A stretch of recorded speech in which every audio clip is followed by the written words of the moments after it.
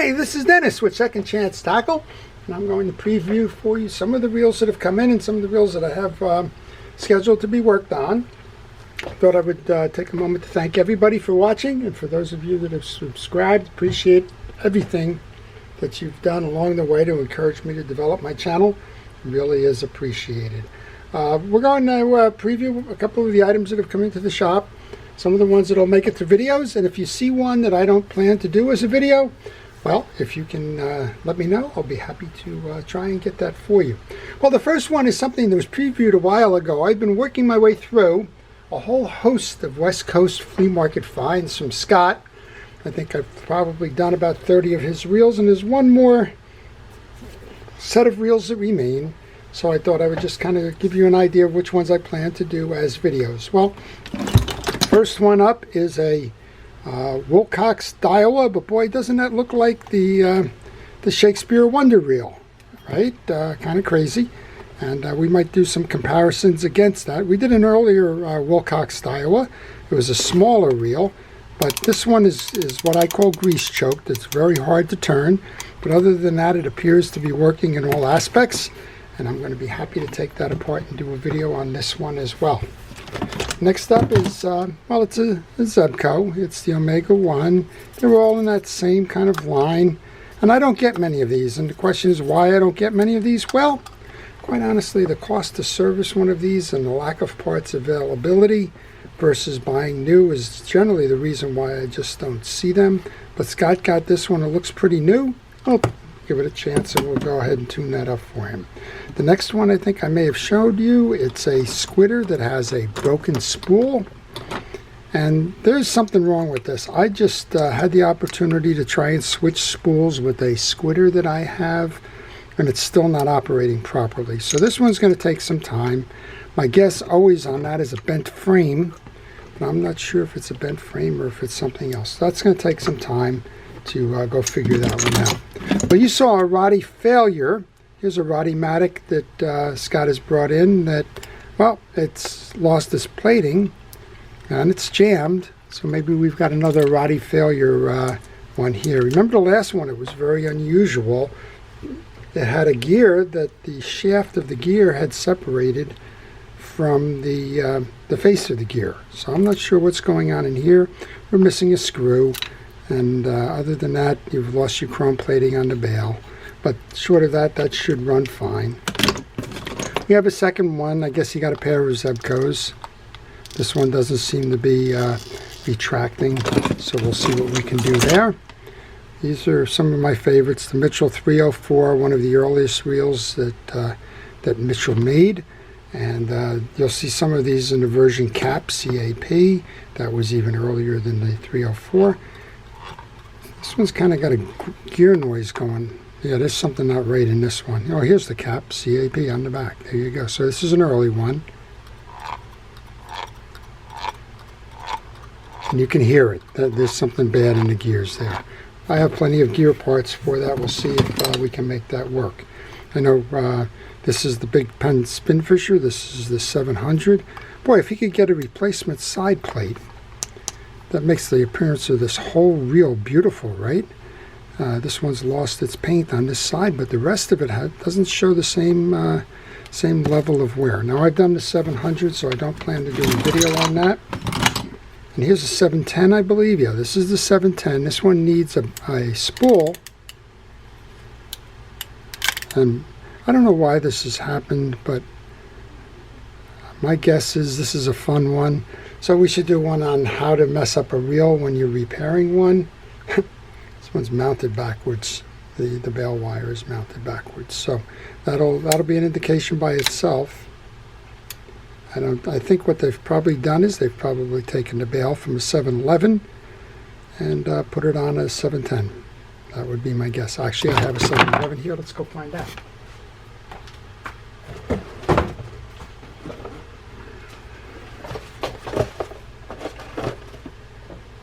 So here's the 711.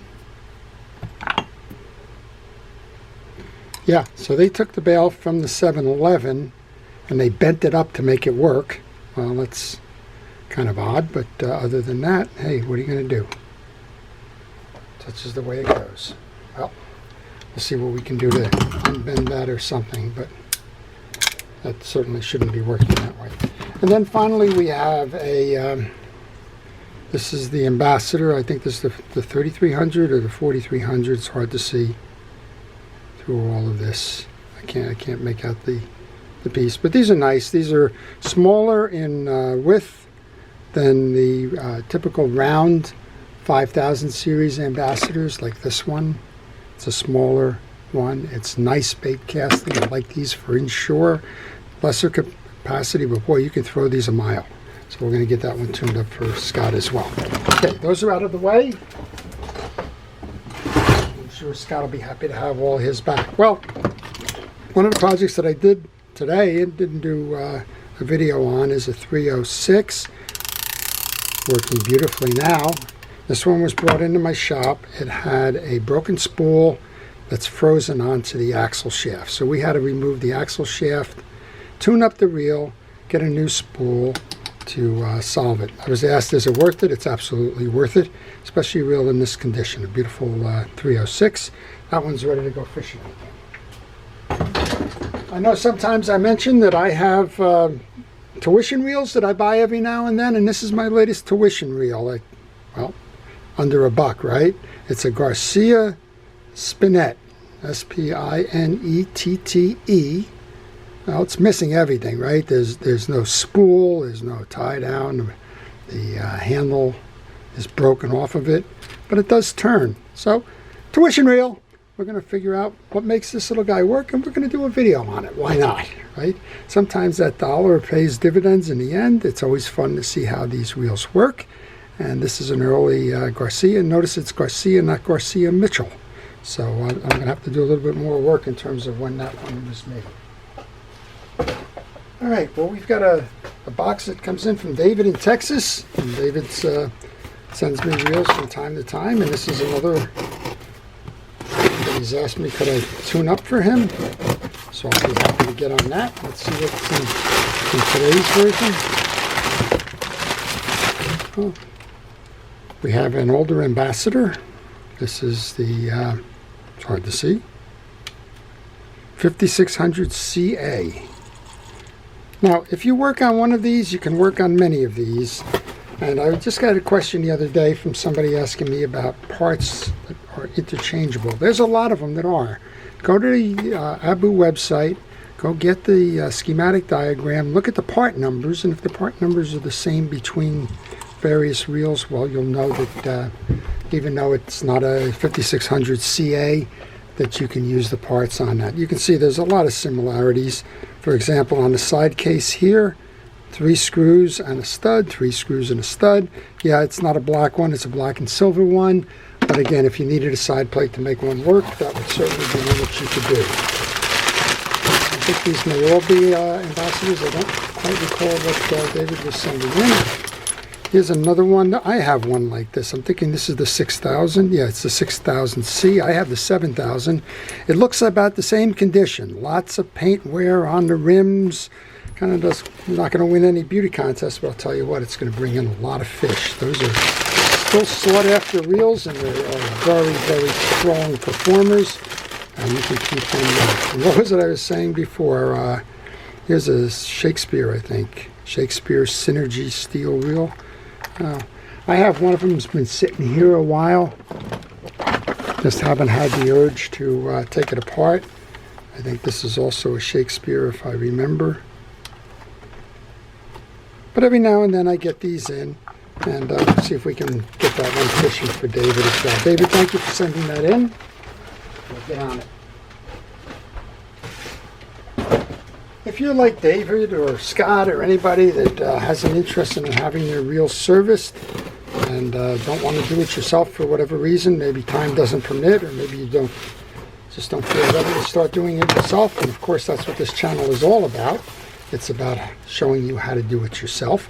But if you have a reel that you would like serviced and don't have the time for it or whatever, then if you just send a note to me on my email on the business card that follows, I will be happy to provide you with the service and repair information. All right, we have a bunch of these. I got 5 of these coming in, and these are Abus. This one something's loose there. On that free spool release, I can kind of feel that. Sometimes these cases get elongated with this metal push, and there's really nothing you can do about it. This is the BTC 5500 C4. That's an awful mouthful. It's got a Bass Tour series. I guess that's the BT. And then it's a C55 C4. Beautiful green side plating. And most of the internals are the same, even though the cosmetics are different. Here's another one. We're talking about Scott's. This is another one with a narrower frame. And this one obviously has got a lot of wear and hasn't been serviced in a while. You can see by all that dirt and dust and debris along the side plates here. We'll get that cleaned up and going again. So there's 5 of them in there. Maybe we'll do that Bass one just because, well, it's a little bit unusual. And that comes in from Skipper down in South Carolina. I'll be happy to service those for him. And then we have one more here. It's coming in from Don in Ohio. And let's see what Don is sending in. Then I got another one to share with you that I've been doing personally. And we'll try and take a couple of days off this coming week and go do some fishing. Not unusual. And we'll see if I can manage. It looks like the workload is a little bit light. I get very heavy workloads in the spring and fall. And during the summer, everybody's out there using it. Yes, I remember this one now. Okay, Don sent this in. It's a Fluger rocket. It's a beautiful example. He tells me that we have a jam up going on in the line guide assembly. Some line got caught in there and nothing's moving, including that line guide is not moving. Yeah, I haven't done a Fluger rocket in a while. Maybe we'll go ahead and do one of those as that. And then finally, I was at a garage sale. Actually, it was a Facebook Marketplace sale. Saw this one, couldn't pass it up. I kind of have a soft spot in my heart for the old Finors. This is the Finoro. It's the Offshore Series 30. It's about a 10-year-old or 12-year-old reel at the moment. This is a very well-made high-speed reel. It's a 4.3 to 1 ratio on it, and it has the line guide. And this is one of the few reels that I can say will withstand big saltwater fish with a line guide. And you can see we've got a double setup here, right? We have the pawl, we have a strong line guide shield, and we have a bar that's going to keep this from moving left and right. It's a plastic shield. I'm not sure I'm crazy about that, but I know that this one has stood the test of time. I was able to get it at a very nice price, and I said yes to it. And I don't generally fish with those line guides, but I have a lot of customers that are always looking for line guide reels, and this one will certainly stand up to, well, say yellowfin tunas and the like. They'll get the job done. So I'm going to do a video on this one. Again, that's the Offshore Series. It's the L, probably for level line 30 size.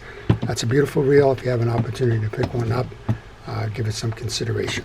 So that's what it is. Those are the ones that are coming up. If you see something that you like, please let me know. I'll see if I can work that into my filming schedule. Again, understand this week I'm going to try and take a couple of days, go do some fishing. We go to some upstate New York lakes. I'll see what I can catch.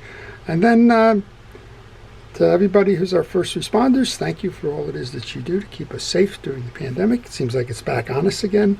And to all, please stay safe, stay well, and stay watching. This is Dennis with Second Chance Tackle. Have a great day.